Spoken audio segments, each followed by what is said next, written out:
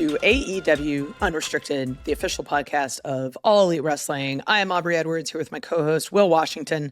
My voice is a little screwed up because I just got back from Australia, down under. Good day, mate. How are you, Will? I am great. I did not go to Australia. Oh, buddy. But I was... That travel. Yeah, I was watching you guys all have a great time. It was actually by my own choice that I chose not to go this time around. And that hopefully next time I will make the choice to jump in. But yeah, everything looked like a great time. I saw everybody's koala pictures and shout out to Dustin Rhodes and Tracy Irwin, the wife of Steve Irwin, for setting up that tour at the Australia Zoo. Like, it was absolutely incredible. I could not have been more happy. Like, holding a koala is great, but also just seeing, like, I'm a big animal lover. So seeing people who just go out of their way to help rehabilitate, educate, all these sort of things to help both the animal kingdom be better as well as the public be better in their understanding of animals. Like, it was an absolutely unreal experience, and my second favorite experience of the week, because the show itself was crazy. Like, I am not, this is not hyperbole, but Brisbane is my new favorite crowd. They were nuts. Yeah, honestly, just watching it on TV and honestly watching the live feed, like, yeah, I will say that I very quickly, first off, I was like, wait, there's going to be koalas? I shouldn't have passed this up. No. I texting you, I was like, I just wanted to see the toilet spin the other way. But which I confirmed. You did text me. Yes, you did. And so, no, I thought that was all really cool. And I was so happy with all of it. And yeah, just honestly, I think that Brisbane, you all came through, and we cannot wait to come back. And of course, AEW Unrestricted, the official podcast of AEW, is presented by Upper Deck. And make sure that you collect your favorite wrestlers in 2024 Upper Deck AEW and start your trading card collection today. Unwrap autograph memorabilia or premium tech inserts. Visit upperdeck.com to learn more. And, it's funny that you just brought up Australia, because it is very fitting that I opened up my pack here, and the first card, I kid you not, that came out of this AEW Allure pack, which these cards are incredible. Super shiny. Yeah, there's incredibly shiny cards. You've got so many of your great favorite AEW stars, but the new AEW Women's World Champion who won the title in the main event at Grand Slam Australia, timeless Toni Storm. I just pulled an Australian, Mr. Kyle Fletcher, who had an incredible match along with Kenny Omega, Takeshita, and Will Ospreay. But I think the important thing that we need to talk about today with Upper Deck is our guest today. A little spoiler, has a very, very long career and has faced many, many people before they were big at AEW. We've got, some Hangman Adam Page with a AEW card. We've got Adam Cole. We've got, very importantly, Samoa Joe. A couple others, Swerve Strickland, and I refed that one on the indies myself. We've got who is this? Matt Jackson. Like, I could just keep pulling cards, and it's somebody who has faced our guest today. Which, speaking of which, Will, who is our guest today? And ladies and gentlemen, we are joined today by a very special guest. He is AEW's head of talent relations, but he is also a legend in his absolute own right. He is the fallen angel, Christopher Daniels. CD, thanks for being here on AEW Unrestricted. My pleasure. Thanks for having me, guys. Oh my God. Oh, I'm so excited to have you here. It's been like, you were on before, but I think it was like pandemic era. Yeah, that sounds about right. Maybe a little after. Maybe. SCU was still a thing, so it was wild.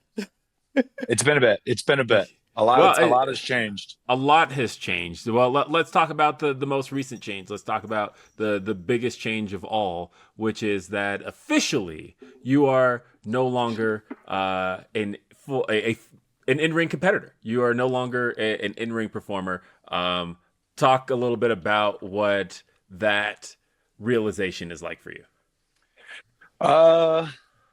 I'm still sort of getting used to it. I think my body has realized that I don't have to wrestle anymore, so it's just remaining sore as opposed to getting ready to wrestle again. Much to my chagrin. But I feel like there's a pressure that's been taken off, like a weight's been taken off my shoulders because, um, like for the last maybe 2 years, there was always a stress for me to be prepared, be ready to wrestle when called upon. And even though there wasn't that many opportunities in 2024 for me, in my head I was still a wrestler. And then once I was no longer the interim EVP, I thought, okay, well, this will be an opportunity to get back in the ring. And it just turned out that my body thought maybe it's time to cut this out. So, yeah, I mean, it's a change I'm still getting used to, but I think it's going to be a change for the better for me. If it's going to keep me healthy in my twilight years, which I feel like I've been in for like 20 years already. But yeah, I'm getting used to it. I'm getting used to it. One of my favorite things after watching the match itself, which we'll get to, is seeing the reception that you had when you came home and all of the like things that your family had set up and all of this. How does your family feel knowing that you're no longer an in-ring competitor? I think my wife is happy. Like she's seen me come home and be sort of miserable and uncomfortable from years of bad knees and years of bad neck and years of just wear and tear. And so, I think she's happy in the sense that she knows that that part of my life is behind me. And yeah, I mean, like the travel is still a thing. Like the being on the road as often as I am is still a thing. But coming home with stitches in my forehead or, limping because of something I did stupid in the ring, those days are done. It was interesting that I think all of us behind the scenes obviously knew going into it what was coming out of this match, but I think that it hadn't quite hit the fans yet, and the moment it hit the fans was kind of right before it aired, and you could almost see like how had that outpouring felt like that every single fan was suddenly remembering their favorite Christopher Daniels moments and going up and down your career. And I imagine scrolling social media was almost a bit of a reunion of sorts because you kind of are seeing all of these moments from Christopher Daniels' history. What was that moment like going into it? It's nice to know that the things you've done in your career have sort of affected people. And, you know, so much of our job depends on connecting with the fan base. And so that sort of outpouring after the match aired and after, I sort of let everybody know that that was it for me. Um, that outpouring sort of meant a lot to me. It made me think like, well, this wasn't for nothing. Um, and it's just very cool that people throughout my career have reached out and said, I really appreciate what you do. Thank you for what you've done. Thank you for all the crap you've gone through physically to do what you do. Yeah, it means a lot to me that people come up to me and say, "Hey, I watched you." A lot of them say growing up, so that doesn't make me feel old at all. But yeah, I mean, when people say like I watched you and this match you had with this person really meant a lot to me. This period of time, whether it was Ring of Honor or TNA or the Independents or AEW, it doesn't matter where. It's just the idea that these people invested their time and their efforts to pay attention to what you're doing. It's a good feeling. So I want to talk about the match itself because Okay. it was absolutely incredible. It was bloody and violent and in all of the ways that like violence and whatnot in wrestling can be beautiful. What was sort of your mindset going into that, knowing that it could possibly be your last match? Well, I mean, like honestly, for the last couple of years, any of my matches could have been my last match. I knew that it was coming close. And, you go into a Texas death match knowing that it's not going to be, headlocks and head scissors and, arm drags. It's going to be punches and kicks and violence and who knows, whatever you can pick up and swing. That's what it's going to be like. So, I was prepared for that. And understanding the type of competitor that Hangman Page is and the type of the brutality of the match itself. Like I knew I was going to get into getting beat up. And, I've always just sort of thrown myself into those situations, whether it was like a gimmick match, ladder match, hardcore match, any of those things, you just throw yourself into it. And, it hasn't killed me yet. So I figured what could be the worst that happens. Yeah, and Hangman himself, the Texas Death Match is kind of his specialty. It's a thing he's been quite known for over the last few years. He's been in there with Lance Archer. He's been in there with Swerve Strickland, Jon Moxley. You name it. It's a match that has become synonymous with him.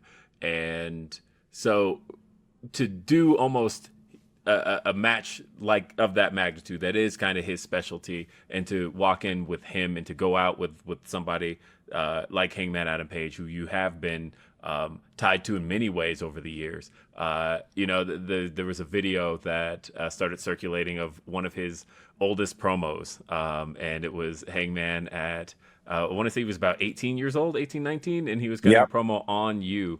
And for that to all come full circle had to be pretty special.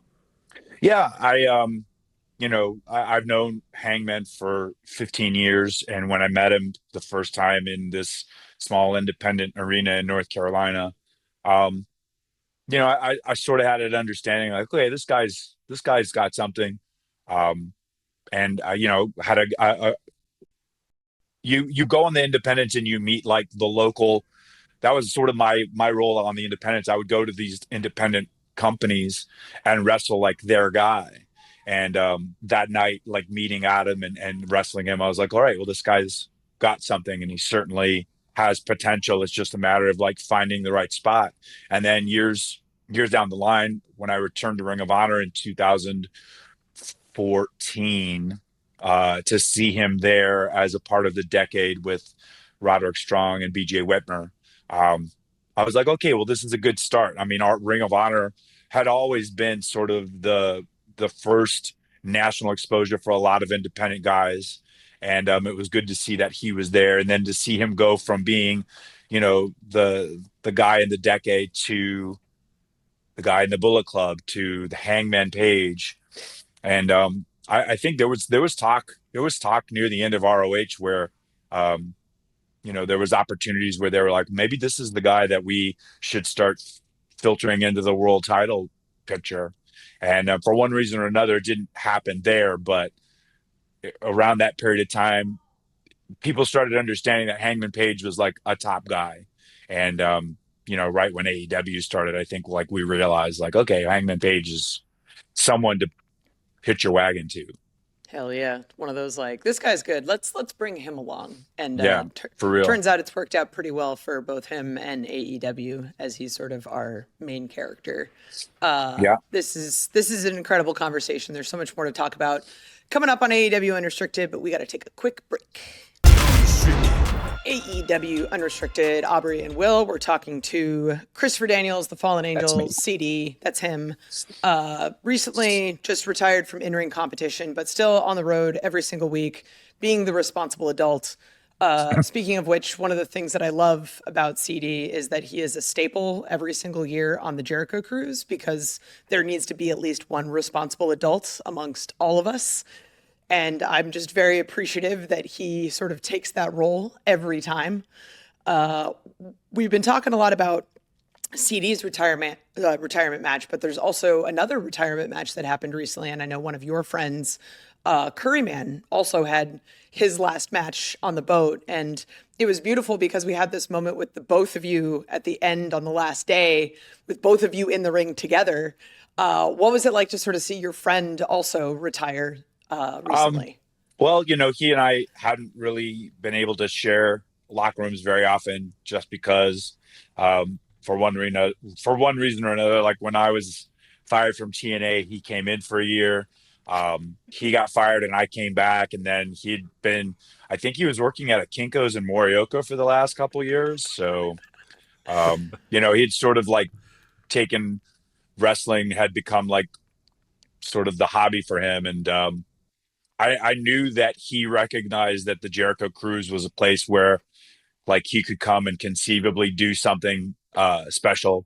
And yeah, just like I had no idea he was even gonna do like I guess at the end of the match when he came out and he said, this was it for him. It was a pretty cool moment, and I'm glad he got to go out in front of fans that appreciated him, and it was cool. I love it. I love finally getting to see you guys in the same place. It truly feels like one of those moments where there's certain guys all over in the history of comics and time where you just wish you could see them together and you never got to, and finally we got to see Curryman and Christopher Daniels together beautiful. in one place, and Yeah, it was beautiful. And he paid me back the money he owed me, so I mean that was cool. Oh, Like that's the it's best. been almost 20 years. So, I mean, I didn't charge him interest. I could have probably retired, but we do for friends. What do you do? Yeah. Let's talk a little bit about. I kind of want to take a bit of a rewind back because of the fact that the last time you were on this show, Ring of Honor and AEW weren't necessarily working in tandem. They definitely weren't both under Khan ownership. But now, Ring of Honor is a part of the AEW family, and the Ring of Honor World Championship exists alongside the AEW World Championship, the tag titles, all of that. And so it's almost, you were a part of the first match following the announcement of Ring of Honor being purchased by Tony Khan, where you got to face Bryan Danielson. And again, it was... it felt like a full circle moment in that, as a fan just viewing it, I felt like to see that much of your career come into the AEW fold, to be able to say that, okay, now it's all come here now. And so going forward, as Ring of Honor went forward, there were so many pieces where you got to be a staple of the newer Ring of Honor. You got to tag with Matt Sydal. How has it been kind of seeing a little bit more of a celebration of your career in AEW now that Ring of Honor is a part of the Khan family? Well, I mean, I'm happy that Ring of Honor continues to exist. That company has been a part of my life for more than 20 years. And the things that I did in a Ring of Honor ring, no one can ever take away from me. So I was very happy that Tony decided to purchase the company and keep it running. I think they fell on hard times during the pandemic, and Joe Koff and Sinclair did an excellent job of keeping Ring of Honor alive as much as they could. But I felt like they felt at the time that it wasn't I guess monetarily feasible to keep it around, and so I'm glad Tony got an opportunity to purchase it and make it part of the AEW family, like you said.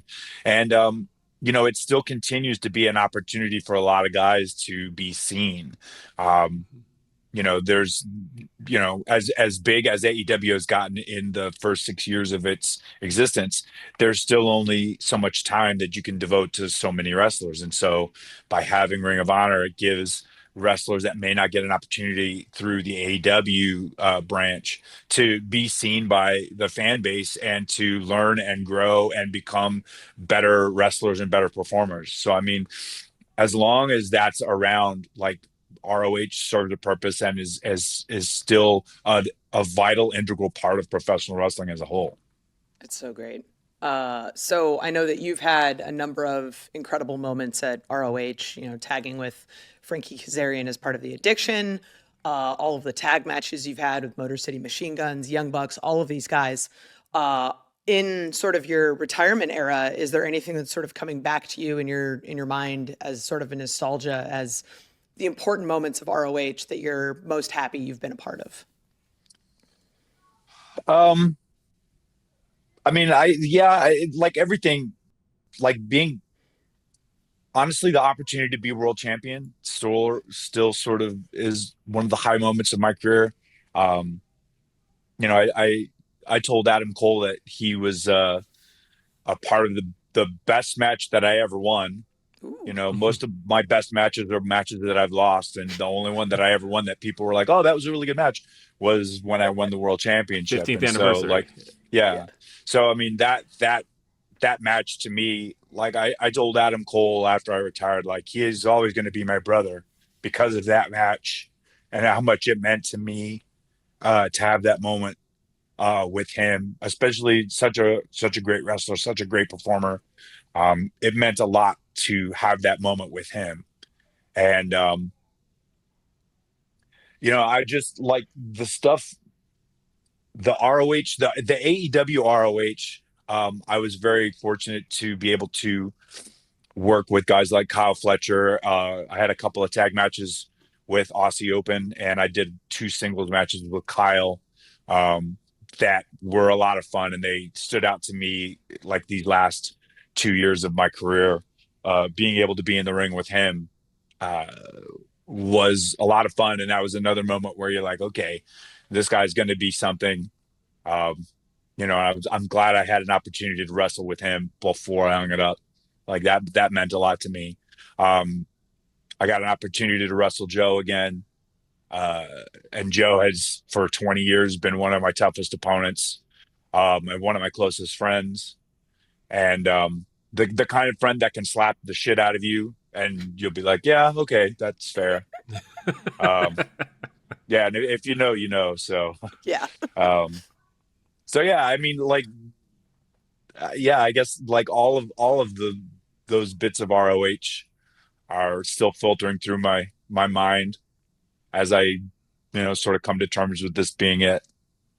I think that's one of the things I've come to love about AEW from just witnessing backstage, is everybody has ventured off and kind of done their own thing over time, but the amount of reunions that I watch take place backstage always blows my mind. And seeing kind of all of you guys who got to come up together now working together, and like you mentioned Joe and how life took you on different paths but brought you back together in AEW. And Bryan Danielson, life took you guys on different paths, but there he is in AEW. And it's always been kind of cool just to watch that and to watch. Sometimes I just sit and you've seen me in the office. Sometimes I just sit and listen to you guys' stories because it is pretty amazing to watch your career have come. I can't think of a better place to have celebrated your career than AEW. Cool. Thanks. And that to me, I think is just it always feels like something special. And talking about kind of where everything began, and talking about SCU and how when you guys came into AEW, that was the act you guys had come in with, but it wasn't necessarily a it wasn't necessarily the focused act that I think you guys were in Ring of Honor and of the like, because when it almost felt like from the very beginning you guys were kind of coalesced around Scorpio Sky as a singles act. It felt like he was going to kind of be a bit of the guy that kind of rose up, and then as time went on, you and Frankie Kazarian started tagging and things of the like. How had you felt about SCU's run, both AEW and ROH, and where it eventually ended? Well, I feel like when we left Ring of Honor, like we were just sort of scratching the surface of SCU. We had just come together the year before, and Frankie and I had already been wrestling, tagging together for close to 6 years at that point. Yeah, and we always felt like there was a place where, especially in Ring of Honor, we felt like, okay, we're good as a team, but if we had a third guy, we could really do something in Ring of Honor. And so we first started in ROH. We had Chris Sabin as a member for a bit, and then Hiromu Takahashi came in as Kamatachi, and we had him as our guy. And I felt like there were moments where, like, having a third member of the trio, which ended up becoming SCU, like, I always felt like the three of us playing off of each other was uh, there were a lot of different dynamics could be played with. And so, like, when we joined together with Scorpio, Frankie and Scorpio had a relationship a little bit longer than I had one with Scorpio, but like, we knew that Scorpio was uh, top notch from the beginning, and we were pushing very hard to get him into Ring of Honor. And finally, when it happened, we had a lot of potential, I think, as the trio. And then, when we came to AEW, the circumstances of Frankie and Sky becoming the first AEW tag team champions, it sort of put me out of the picture for a little bit. And then, once they lost the titles, I think the of focusing on Sky as the singles and focus on me and Frankie as a tag, which was fine. And, Scorpio went on to become TNT champion, on numerous occasions. And, then the situation with Frankie and I, where we, basically said we were going to split up if we didn't win the World Tag Team Championships. That was a gamble that we thought, we definitely hoped was going to go in our favor. But I mean, at the time, the Bucks were the top team in the world, still one of the top teams in the world. Oh, yeah. And very proud of the match that we had that ended up being the last match that Frankie and I had as a team in AEW. Now the three of us are sort of on completely different paths, but no matter where we are, like, I know those guys have my back and I have their backs, and they're forever my brothers, for real.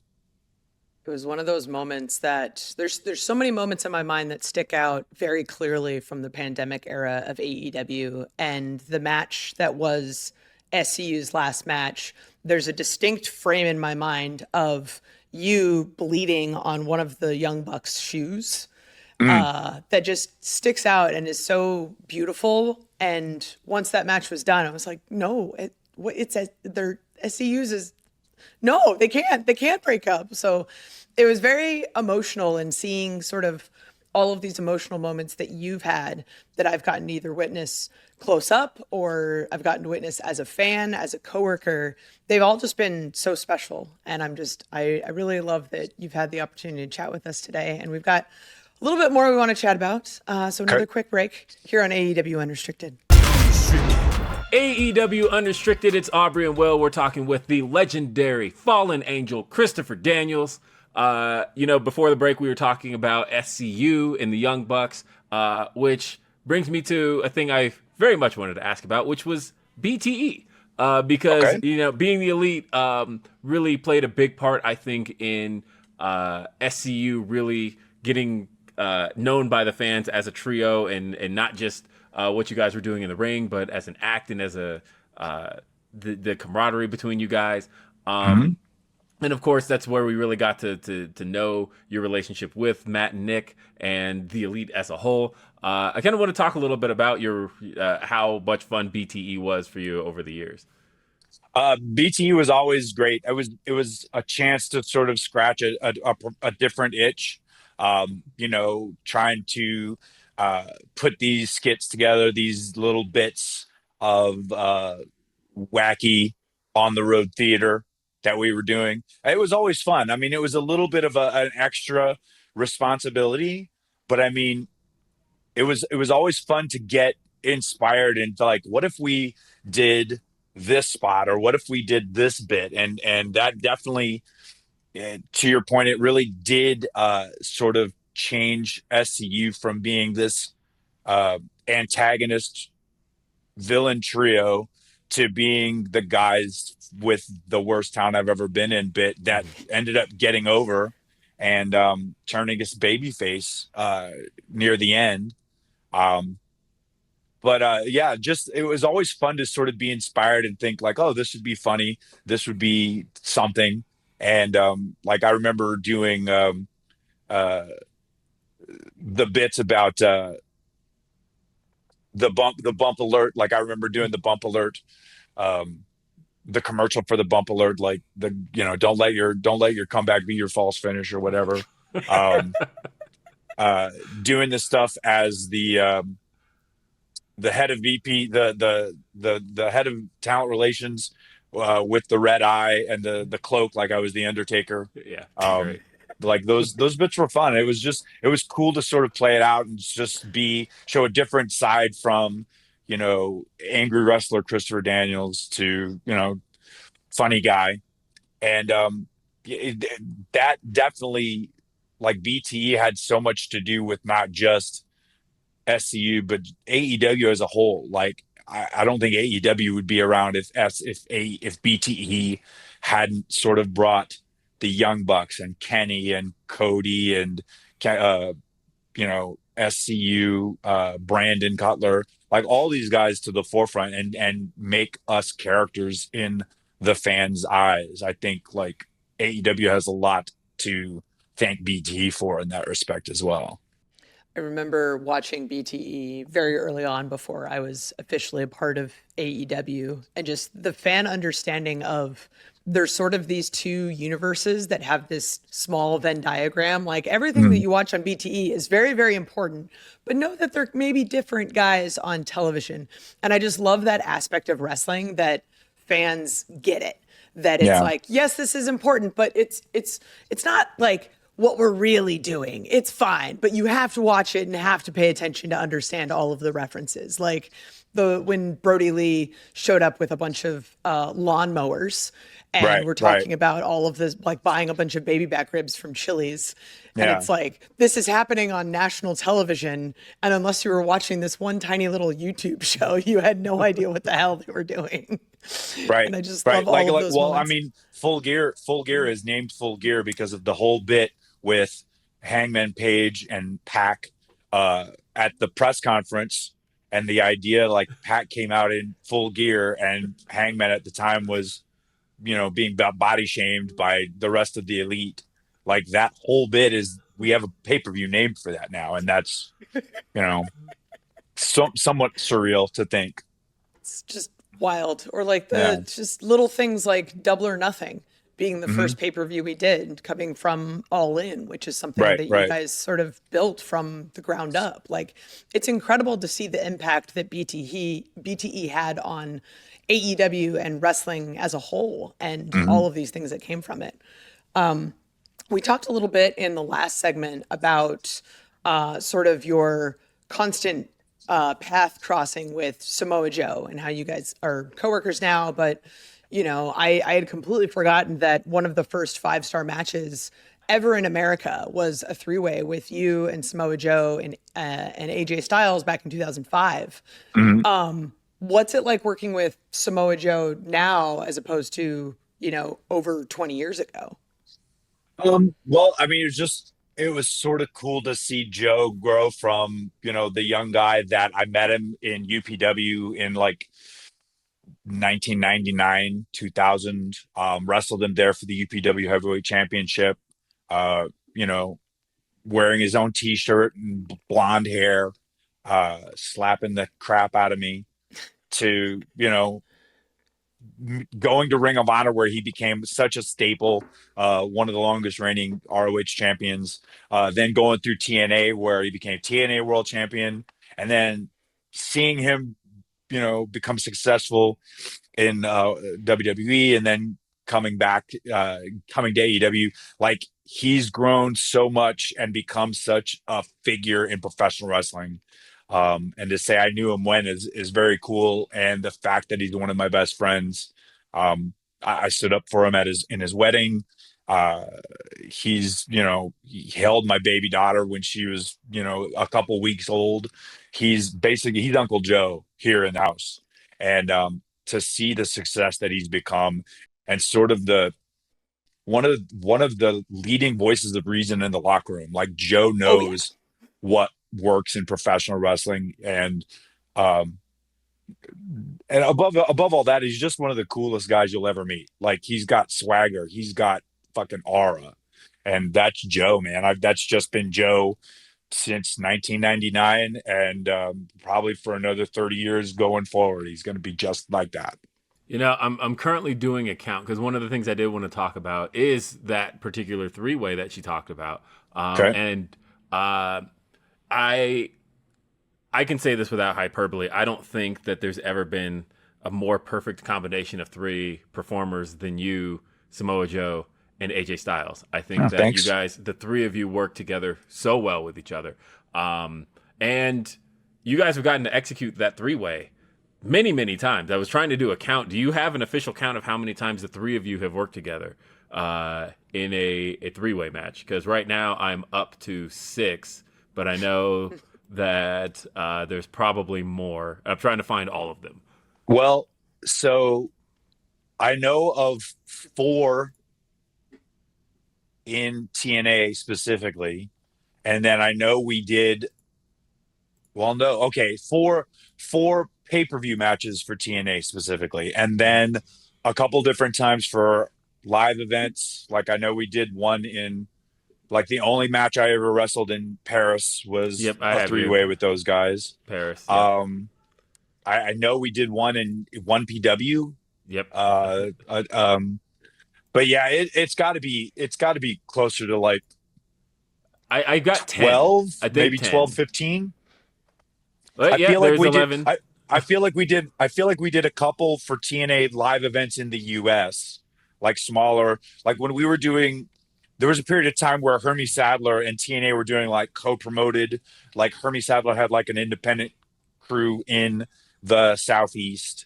I feel like we did a couple of TNA Hermie Sadler like co-promoted shows, and I feel like we did at least one for one of those shows as well. So yeah, it's got to be close to like 15, and then and then obviously the singles matches of me and Joe and AJ, me and AJ, like now you start getting into the triple digits. Yeah, I said, it's such a perfect combination. I almost want to go back to something you said earlier where you mentioned how a lot of your favorite matches had you taking the loss. But honestly, right off the top of my head, I always preferred the X Division Championship match, the one that you won, of the 3. Sorry, which one was that?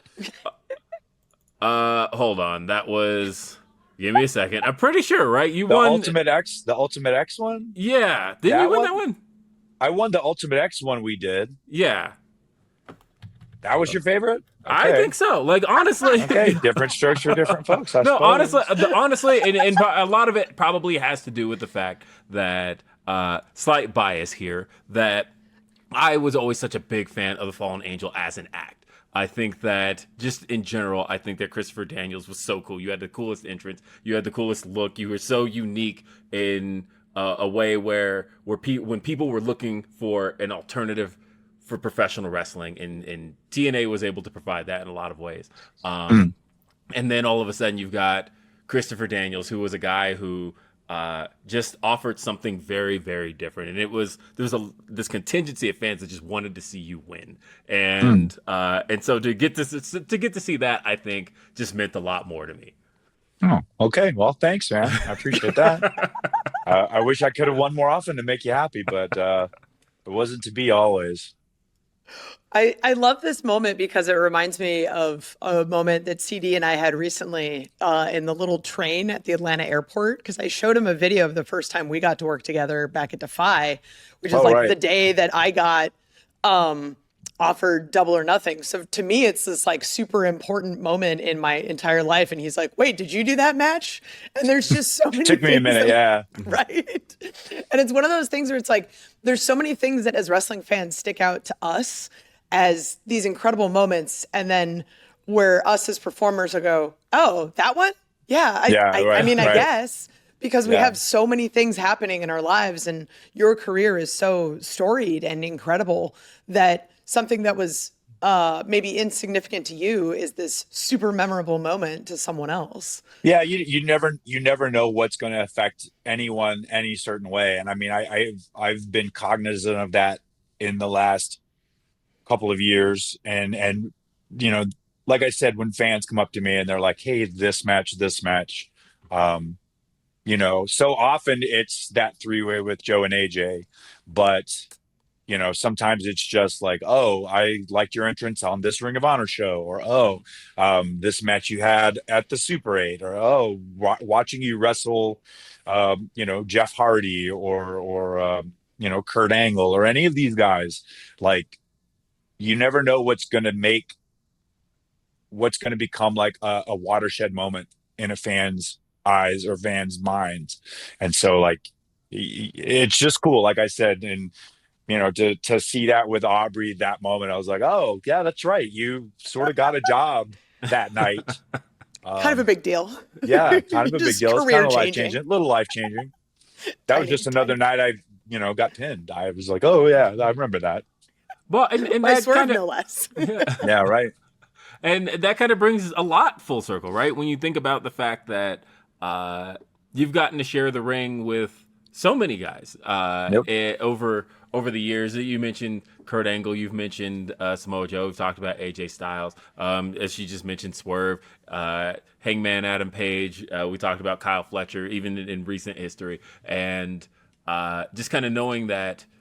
I think a big part of the legend that is Christopher Daniels is that you are a part of so many people's stories, and that and I guess that brings the question of kind of knowing that you get to leave professional wrestling in a better place because there's so many guys who, from a talent relations perspective, but also from a wrestling perspective, that you've gotten to produce matches, you've gotten to enhance the business in ways that you almost that are almost intangible. How do you look back on all of that as far as encapsulating your whole career?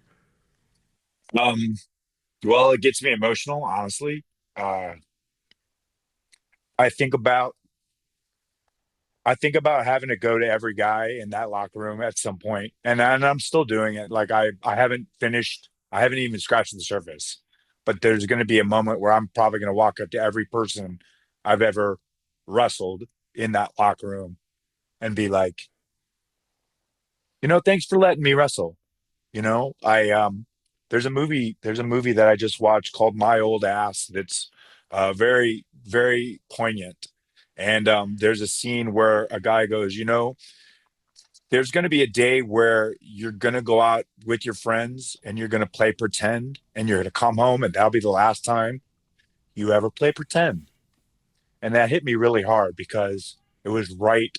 I watched it right when I had retired, right when I had made the decision. And I thought to myself, like, I've spent my life playing pretend, you know? And so like I'm gonna go up to each one of these guys and let them know like it meant so much to me to be able to share a ring with all of them and play pretend. And yeah, it's there's like even the worst wrestling match I ever had was wonderful. That in that sense of doing what you love to do and doing what you felt like you were sort of born to do. I got to do it for 32 years, and each match I ever had, even the worst one, was fun. And so, like, I'm gonna go up to each one of these guys and say, I appreciate how much we risk our lives, we risk our health to get in the ring and do this ridiculous dance called professional wrestling. And it just means a lot to me to be able to have gone out there and affect the lives of fans like I have. And if working with these guys has benefited them in any way, if I've made anyone happier or better as a professional wrestler, then that to me is just gravy. I'm so happy that I've had that if I've had that experience with people, I'm thrilled to have done that. But honestly, they enriched my life by giving me the opportunity to do what I did for as long as I did. And yeah, I'm gonna be. I think I'll be thanking people for the next 10 years. I'll be walking up to them and, hey, I remember this match and I appreciate it and thank you. I appreciate you, and I appreciate that we still get the chance to work with each other every week, because while you may Thanks. not be affecting people in that way anymore in the ring, you're still making our lives better backstage. You're still taking care of us as talent. Every year on the cruise, you're making sure that we're okay and we're having fun. And the amount of things that I've learned from you and that I will be able to learn from you in the future, I'm just really, really grateful that our paths have crossed. Thanks, Oz. Thank Yeah. you. Wasn't expecting to get super emotional on this one, but I fuck know. Hey, it. man. I was on the hunt for my bringing it as we wrap this up. My desk is full of Upper Deck cards at the moment, and I was like, I know there's a Christopher Daniels one here. Oh yeah, no, I've got one too somewhere.